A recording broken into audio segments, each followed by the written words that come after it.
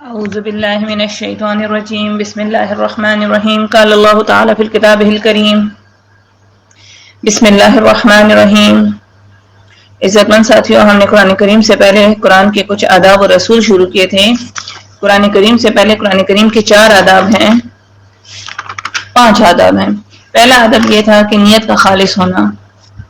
نیت خالص یہ ہو کہ میں نے اپنا عقیدہ ٹھیک کرنا ہے خاص اللہ کی رضا کے لیے کہ اللہ مجھ سے راضی ہو جائے، اور پھر اس کے بعد اپنے ارد گرد کا سب کا عقیدہ ٹھیک کرنا ہے۔ دوسرا ادب قرآن کریم کی عظمت۔ قرآن کریم کو سب چیزوں سے عظیم ماننا ہے۔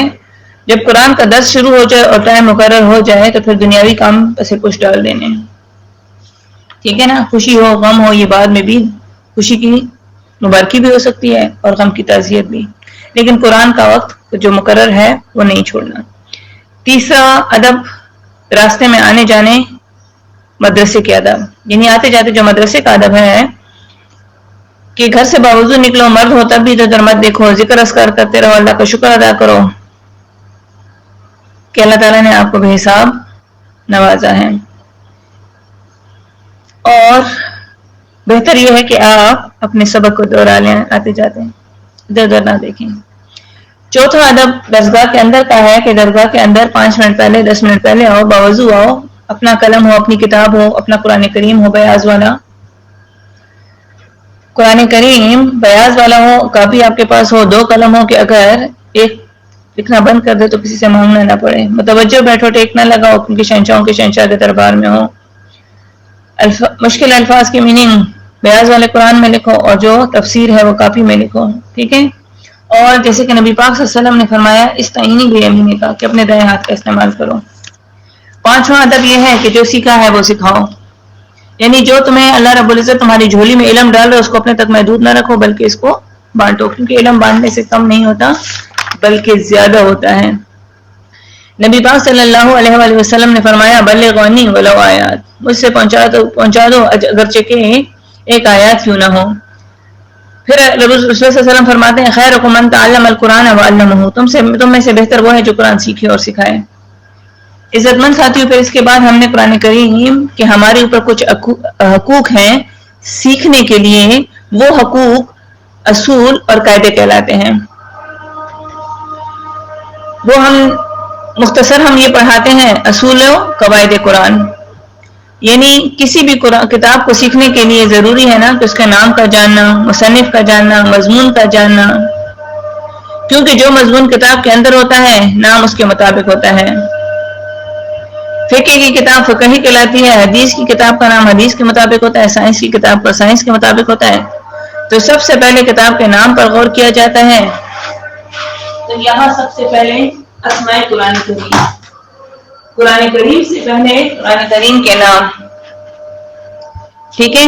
تو قرآن کریم سے پہلے اسماء قرآن کریم یعنی کتاب کا نام جو اصل بھی ہے کتاب خریدنے کا کہ آپ کو نام کا پتہ ہو۔ تو ہم نے قرآن کریم کے تقریباً کوئی 19 نام میں نے آپ کو بیان کیے، اور کسی بھی چیز کے بہت سارے نام اس کی خوبیوں پر دلیل ہے۔ کثرت الاعمال تدل الی الصفات، یعنی ناموں کی کثرت اس چیز کی زیادہ فضیلت اور خوبیوں پر دلیل ہے۔ پھر اس کے بعد دوسرا اصل وہ یہ تھا کہ تعریف قرآن، یعنی کتاب خریدنے کا دوسرا اصل کہ مصنف کا نام کیا ہے۔ آپ کسی کتاب کو سیکھنے کے لیے یہ جاننا کہ یہ کس کی طرف سے آئی ہے، تعریف مطلب پہچان، یہ کس کی لکھی ہوئی ہے۔ لیکن دنیا میں بھی بہت ساری کتابیں ہیں، ان کے مصنف بھی ہیں، مسلمان بھی ہیں، کافر بھی ہیں، ہندو بھی ہیں، انگریز بھی ہیں۔ یہ وہ کتاب ہے جو اللہ کی طرف سے ہے، یعنی اس سے پہلے جو 100 صحیفے اور 3 کتابیں اور بھی ہیں، یہ 4تھی کتاب ہے، آخری کتاب،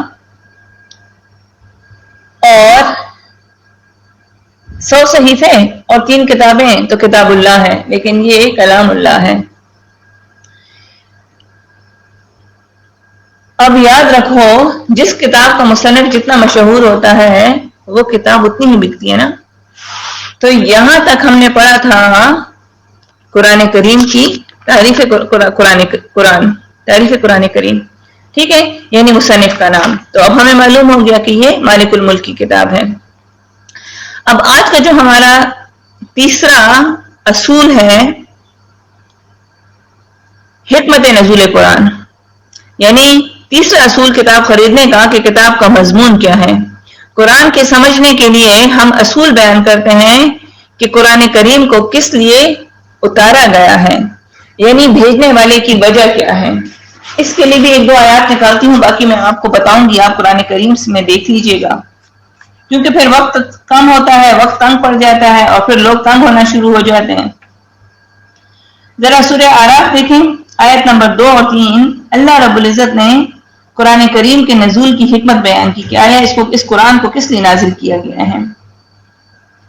عزت مند ساتھیوں، اللہ رب العزت فرماتے ہیں سورہ اعراف میں، کتاب انزل الیک، یہ کتاب ہے اتاری گئی ہے آپ کی طرف اے پیغمبر، فلا یکن فی صدرک، چنانچہ نہ ہو آپ کے سینے میں کوئی تنگی، فی صدرک حرج منہ، کوئی تنگی اس کی وجہ سے، لتنذر، تاکہ اے پیغمبر آپ ڈرائیں اس سے، بھی اس کے ذریعے سے، وذکر للمؤمنین، اور نصیحت ہے یہ مومنوں کے لیے، ایمان والوں کے لیے اس میں نصیحتیں ہیں.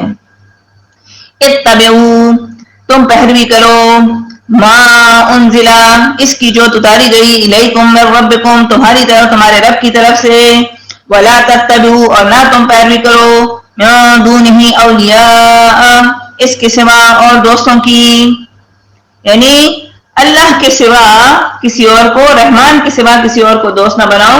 رحمان کا جو کے خلاف جو دوستی ہے وہ کس کی ہے؟ شیطان کی. نہ تو اللہ کے سوا شیطان کو اپنا دوست نہ بناؤ.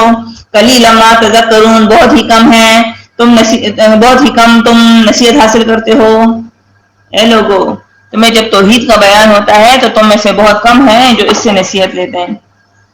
ذرا سورہ ابراہیم آیت نمبر 1 دیکھیں، اس میں بھی اللہ رب العزت نے حکمت نزول قرآن بیان کر دی.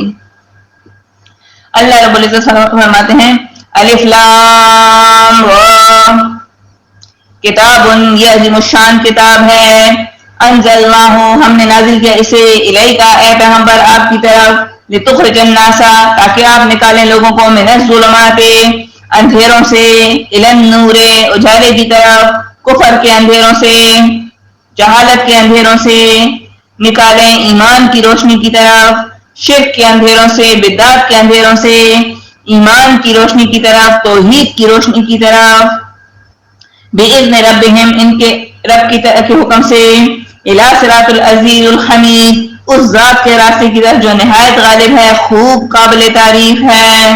اسی سورہ ابراہیم کی آخری آیات دیکھیں، آیت نمبر 52 ہے. مقصد ذکر ہے، طریقہ تبلیغ کا بھی ذکر ہے. اس ایک آیات میں تبلیغ کا بھی بیان ہے، تعریف قرآن کریم بھی ہے، حکمت نزول قرآن بھی ہے. سمجھ آ گئی؟ تو دیکھیں، نبی پاک صلی اللہ علیہ وسلم، اللہ رب العزت حکمت نزول قرآن ہمیں بیان کرتے ہیں کہ بھئی اس کا مقصد کیا تھا اس قرآن کو نازل کرنے کا. ٹھیک ہے نا؟ ذرا آخری آیات آپ دیکھیں سورہ ابراہیم کی، کہ دیکھیں جیسے اللہ رب العزت نے نبی پاک صلی اللہ علیہ وسلم کو بتایا نا کہ لوگوں کو کفر کے اندھیروں سے نکالو، اسی پہلی نمبر آیات ابراہیم میں، اور روشنی کی طرف لاؤ. اب اللہ رب العزت فرماتے ہیں کہ کیسے لاؤ، طریقہ تبلیغ کا بیان ہے. 52 نمبر آیات سورہ ابراہیم، ھذا بلاغ للناس، یہ قرآن کریم تبلیغ ہے لوگوں کے لیے، وَلِيُنذِرُوا، تاکہ وہ لوگ ڈرائے جائیں، بھی اس کے ذریعے، وَلِيَعْلَمُوا، اور تاکہ وہ جان لیں. آج کہتے ہیں سخت باتیں مت کرو، تم تو لوگوں کو قیامت سے ڈراتے ہو، دوزخ سے ڈراتے ہو، جہنم سے ڈراتے ہو. بھئی اللہ کا حکم ہے کہ ڈراؤ انہیں. وَلِيَعْلَمُوا، اور تاکہ وہ جان لیں، انما ہوا، کہ وہ صرف وہی اللہ، الہ واحد، حاجت روا ہے، یک تنہا، واحد ولیذکر، اور تاکہ نصیحت حاصل کریں اس سے اولو الالباب، عقل والے. قرآن کریم سے نصیحت لینے والے کون لوگ ہیں؟ اولو الالباب، عقل والے. عقل والا ایک ہے عقل والا اور ایک ہے بے عقل. بے عقل کس کو کہتے ہیں؟ جس میں شعور نہیں ہے، گدھوں سے بدتر. دیکھیں اللہ رب العزت نے پہلی بات کی کہ بھائی تم ڈراؤ اسے، ولیون ڈراؤ بھی، یہ حکمت نزول قرآن ہے. پھر ولیعلموا، یہ دوسری حکمت نزول قرآن ہے، ٹھیک ہے، تاکہ وہ جان لیں. پھر وضاحت ہے الہ کی کہ وہی اللہ محبود ہے، حاجت روا ہے، کہ یہ جان لیں انما ہوا الہ واحد، کہ وہی اللہ ایک اللہ حاجت روا ہے، یک تنہا، اس کے ساتھ کوئی شراکت دار نہیں، نہ کوئی حاجت روا ہے اللہ کے سوا، نہ مشکل کشا، نہ داتا، نہ دستگیر. اور یعنی الوہیت کا جو یہ مسئلہ ہے، یہ سوائے قرآن کریم کے اللہ تعالیٰ کی وحدانیت کا یہ جو مسئلہ ہے، یہ قرآن کریم کے بغیر یہ نہیں جان سکتے. اور تاکہ نصیحت حاصل کرے عقل والے، تو دیکھیں یہ ہو گئی حکمت نزول قرآن. اللہ چاہتا ہے کہ جو خود کو وہ کہتے ہیں نا جینیس، تو جینیس کون ہے؟ جینیس کون بنتا ہے؟ جو قرآن والا ہے، جو قرآن سے نصیحت لے لے وہ جینیس ہے. سمجھ گئے؟ تو اب تک آپ نے قرآن کے 3 اصول پڑھ لیے: اسماء قرآن، تعریف قرآن، حکمت نزول قرآن. اب چوتھا عنوان ہے مخاطبین قرآن کریم. چوتھا اصول کتاب کا یہ ہے کہ اس کتاب کے مخاطب کون کون ہیں.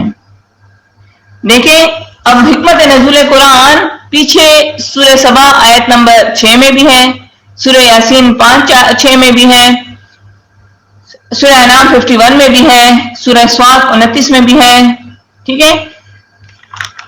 اب چوتھا جو عنوان ہے مخاطبین قرآن کریم.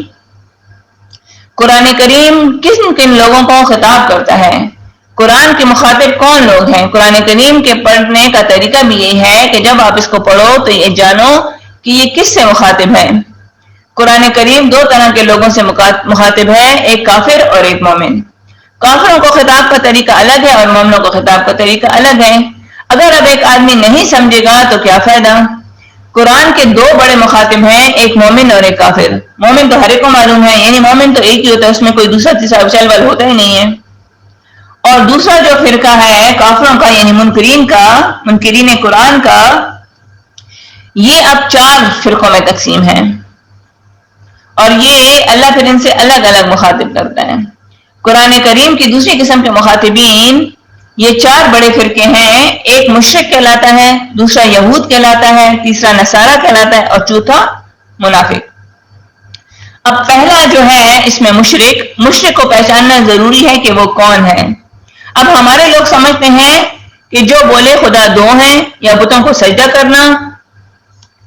دیکھیں آپ ہندوؤں سے، انگریزوں سے، یہودیوں سے، مکہ کے مشرکوں سے پوچھو کہ اللہ کتنے ہیں تو وہ سب بھی یہی کہتے ہیں اللہ ایک ہے. سمجھ آ گئی؟ اور یہاں کسی سے پوچھو کہ شرک کیا ہے تو یہ کہیں گے شرک یہ ہے کہ بتوں کو سجدہ کرنا. بتوں کو سجدہ کرنا ایک قسم ہے شرک کی، یہ مکمل شرک نہیں ہے، ٹھیک ہے نا. آپ اسے شرک کی ایک قسم تو کہہ سکتے ہو لیکن شرک کی کلی نہیں. شرک کی بہت ساری اقسام ہیں. ایک عالم گزرے ہیں شرک کی اقسام کیا ہیں، انہوں نے بڑا اچھا بیان کیا. وہ عالم شاہ عبد القادر دہلوی رحمۃ اللہ علیہ ہیں. اب آپ کہیں گے شاہ عبد القادر دہلوی رحمۃ اللہ علیہ کون ہیں؟ شاہ عبد القادر دہلوی رحمۃ اللہ علیہ بیٹے ہیں شاہ ولی اللہ کے. شاہ ولی اللہ کو تو میرے خیال ہے سب لوگ ہی جانتے ہوں گے جو تھوڑی بہت بھی دین کی شد بت رکھتے ہیں. تمام علماء کی سند ان پر ٹھہرتی ہے. شاہ ولی اللہ وہ شخص تھے کہ جنہوں نے پہلی دفعہ قرآن کریم کا ترجمہ عربی سے فارسی میں کیا، ترجمہ اور تفسیر.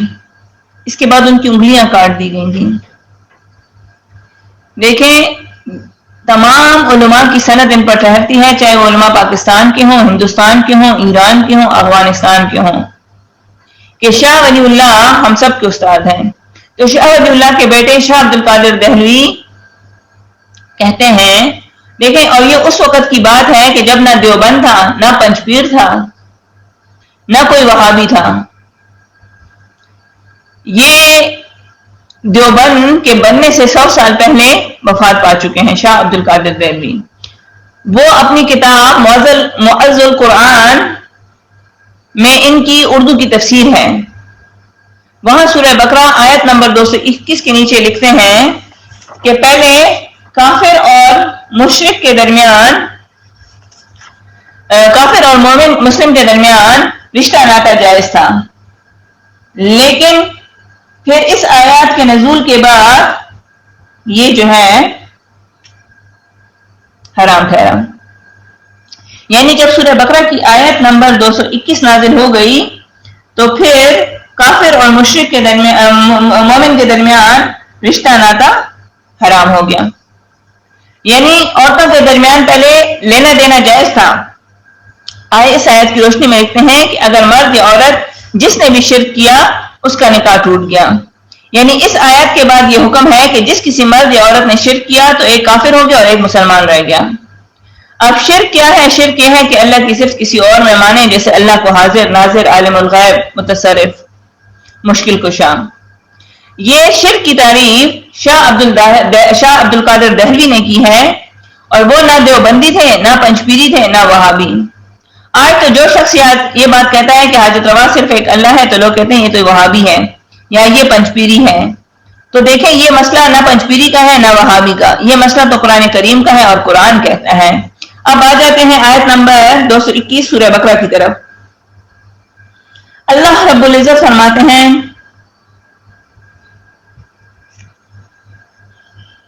وَلَا تَنكِحُوا الْمُشْرِكَاتِ، اور نہ تم نکاح کرو مشرک عورتوں سے، حَتَّى يُؤْمِنَ، یہاں تک کہ وہ ایمان لے آئیں، یہاں تک کہ وہ اپنا عقیدہ قرآن کے مطابق کر لیں.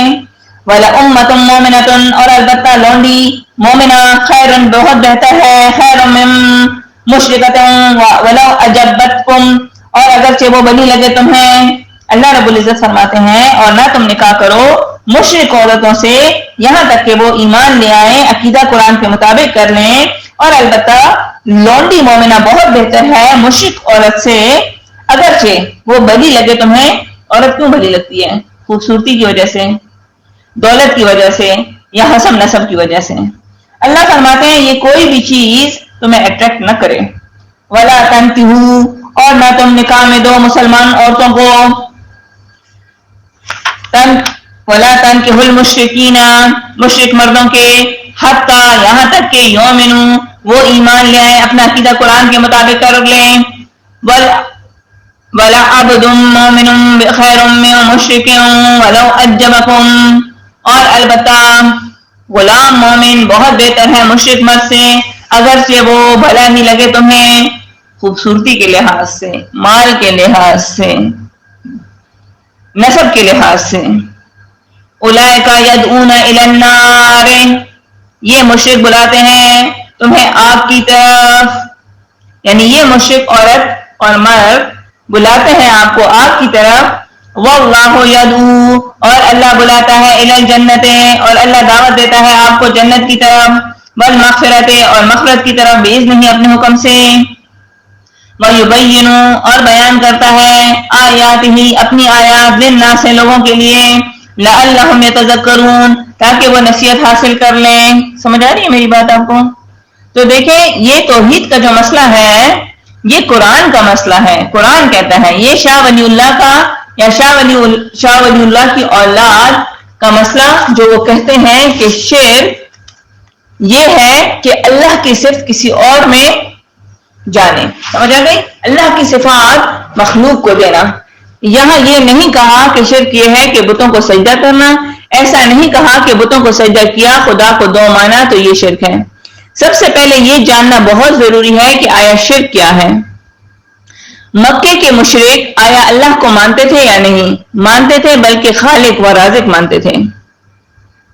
سمجھ آ گئی؟ دیکھیں یہ جو چار کل ہے نا، کل جہاں بھی آئے، ٹھیک ہے، قرآن کریم میں جس آیت میں آیت کا آغاز کل، اے پیغمبر کہہ دیجئے، آئے تو وہاں عقیدے کی بات ہو رہی ہے. سمجھ آ گئی؟ تو اللہ رب العزت فرماتے ہیں کہ بھئی یہ اپنے عقیدے کو میں سے یہ شرک نکال دو. دیکھیں مکے کے مشرکوں کا شرک کیا تھا؟ وہ بھی اللہ کو ایک مانتے تھے لیکن اللہ کے ساتھ حاجت روا، مشکل کشا، داتا، دستگیر مانتے تھے. آپ سورہ مومنون میں دیکھیں نا 12-18 ہیں کہ جب ان سے پوچھو کہ کہہ دیجئے اے میرے محبوب، مکے کے کافروں سے پوچھے کہ یہ دنیا زمین و آسمان کس کی ملکیت ہے، تو فوراً کہیں گے سیقولون، فوراً کہیں گے للہ، اللہ ہی کے لیے ہیں. جب ان سے 85، 86، 87، 88 مختلف دلائل سے بیان کیا گیا کہ اے پیغمبر ان سے پوچھئے، ان کافروں سے پوچھئے کہ یہ زمین و آسمان کس کی ملکیت ہے، یہ سورج چاند تارے کس کی ملکیت ہیں، یہ ہوائیں، یہ دریا، یہ فوراً کہیں گے للہ ہے. ٹھیک ہے.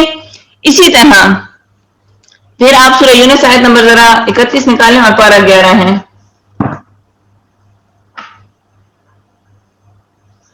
اللہ رب العزت یہاں فرماتے ہیں کل اے پیغمبر کہہ دیجئے من یرزقکم من السماء والارض، کون رزق دیتا ہے تمہیں آسمان سے اور زمین سے، آمن یملک السمع والابصار، یا کون ہے وہ جو مالک ہو کانوں کا اور آنکھوں کا، ومن یخرج الحی، اور کون ہے وہ جو نکالتا ہے زندہ کو من المیت، مردہ سے، ویخرج المیت من الحی، اور کون نکالتا ہے مردہ کو زندہ سے، ومن یدبر الامر، اور کون ہے جو تدبیر کرتا ہے تمام کاموں کی، فسیقولون اللہ، تو فوراً ضرور وہ کہیں گے اللہ. فقل، تو اے پیغمبر کہہ دیجئے افلا تتقون، کیا پھر بھی تم نہیں ڈرتے اللہ سے. سمجھ گئے؟ ان سے جب پوچھو تو یہ ہر چیز کا کہیں گے، یہ مانتے ہیں کہ یہ اللہ کے اختیار میں ہے. تو جب اللہ یہ سب کچھ کر سکتا تو کیا تمہیں اولاد نہیں دے سکتا؟ کہ کبھی تم کہتے ہو یہ اولاد دینے والا بابا ہے، یہ نوکری دینے والا بابا ہے. دیکھیں مکے کے کافر بھی یہ کہتے ہوتے تھے کہ یہ اللہ کے ساتھ ہمارے شراکت دار ہیں، اللہ ہماری سنتا نہیں، ان کی ٹھکراتا نہیں. وہ جو بتوں کی پوجا کرتے تھے یا بتوں کو حرم کے اندر رکھا ہوا تھا یا بتوں سے مانگتے تھے، یا سورج دیوتا یا چاند دیوتا، آج بھی لوگ یہی کہتے ہیں. ٹھیک ہے. اور مکے کے کافروں سے ان کے شرک کے رد کے لیے آئے تھے. ٹھیک ہے. اب اللہ رب العزت یہاں فرماتے ہیں کہ دیکھو یہ شرک جو ہے، دیکھیں اس شرک کو پہلے پہچان لو، اچھی طرح اس کو سمجھ لوگو. مکے کے مشرکوں کا شرک کیا ہے؟ اوپر سے بارش کون برساتا ہے، زمین سے دانا کون نکالتا ہے، کانوں میں سننے کی طاقت کون دیتا ہے، دیکھنے کی طاقت کون دیتا ہے، کون نکالتا ہے حق کو باطل سے، مواحد سے مشرک کو. دیکھیں آزر کے گھر میں ابراہیم علیہ السلام کو کس نے پیدا کیا؟ اللہ نے نا. نوح کے گھر میں کنعان کو کس نے پیدا کیا؟ نافرمان اولاد کو. پیغمبر ہے لیکن اولاد نافرمان ہے. تو کس نے پیدا کیا؟ اللہ نے. تمام کاموں کی تدبیر کرنے والا کون ہے؟ آسمان سے زمین تک کون تدبیر کرنے والا ہے؟ پس جلدی کہیں گے، فوراً کہیں گے سیقولون للہ، اللہ ہی. فوراً مکے کے مشرک بولیں گے کہ یہ سب کرنے والا اللہ ہے. تو پھر مشرک کا شرک کیا ہے؟ مکے کے مشرک کا شرک کیا تھا؟ سورہ یونس یہی 18 میں آپ دیکھیں پارہ نمبر 11 میں کہ یہ کہتے ہیں ہا اولائے شفاء عند اللہ. نکال لیتے ہیں ایک سیکنڈ. سورہ یونس آیت نمبر 18 یہ کہتے ہیں ہا اولائے شفاء عند اللہ. وَيَقُولُونَ، اور وہ کہتے ہیں ہا اولائے شفاعنا عند اللہ، یہ لوگ ہمارے سفارشی ہیں اللہ کے ہاں. کل اے پیغمبر کہہ دیجئے اتنبئون اللہ، کیا تم خبر دیتے ہو اللہ کو بما لا یعلم فی السماوات ولا فی الارض، اس چیز کی نہیں وہ جانتا اسے آسمانوں میں اور نہ زمین میں. سبحانہ و تعالی عما یشرکون، اور وہ اللہ پاک ہے مخلوقات کے عزت سے اور بلند تر ہے ان سب چیزوں سے کہ جن کو تم اللہ کے ساتھ شریک ٹھہراتے ہو. سمجھ رہے ہو میری بات؟ تو یہ مشرک عبادت کرتے ہیں ان کی اللہ کے سوا جو نہ فائدہ دیتے ہیں نہ نقصان، اور کہتے ہیں کہ یہ مشرک کہ یہ حضرات ہمارے سفارشی ہیں اللہ کے ہاں. تمام کاموں کا کرنے والا تو وہ اللہ ہے، تو وہ مانتے ہیں تھے، لیکن اللہ کے ساتھ ہا اولائے شفاء عند اللہ سفارشی بھی ٹھہراتے تھے. تو کیا اللہ تمہارے حال سے خبر نہیں ہے؟ ٹھیک ہے.